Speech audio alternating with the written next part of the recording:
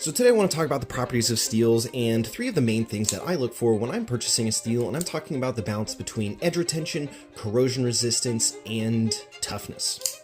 So ease of sharpening is one of those that kind of falls into those, but I don't really pay attention to that one. I've got enough experience with sharpening and use diamond stones to where that's kind of irrelevant to me. So first we'll look at some extreme examples of high edge retention and corrosion resistance but low toughness. We've got S110V with this Manix 2 and S90V with this benchmade Osborne. So we've got high wear resistance, high corrosion resistance, but low toughness. So we've got propensity to chip, and if we hit something too hard while we're cutting, or if we drop it. Now we've got the option in the other side of the direction where we have high toughness, high corrosion resistance, but low edge retention, like with 14C28N and LC200M. So these steels both have very high toughness, very high corrosion resistance, low wear resistance, but because of the toughness, we can actually take them down to a very thin, fine edge, and it will have higher edge stability, so it's less likely to deform and less likely to chip, so we can have higher relative edge retention with these.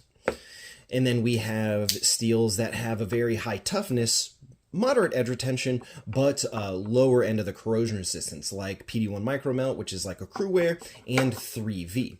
So while these aren't stainless, entirely stainless, they're not necessarily prone to rust, but they do have excellent toughness and not bad edge retention.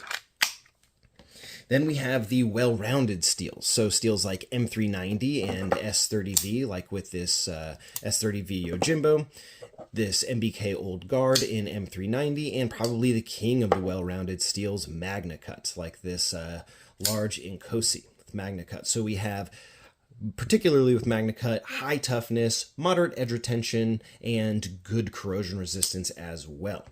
And then we have some extreme examples where we just go all in one direction, like with 15V. So this has some of the highest edge retention you can get, but pretty low toughness and corrosion resistance. It's not as bad as like Maximet or Rex 121, so we do have some better balance there, but the main focus on this really was edge retention.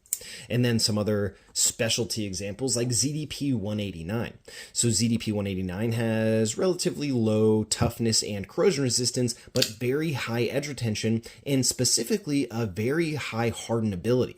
So this can maintain a Rockwell hardness of 66 to 67, so that can also help the relative wear resistance. But what properties do you look for when you're getting a knife? Do you want something with just higher edge retention? Do you want something with just high corrosion resistance, toughness, or something a little more well-rounded? Thank you for watching.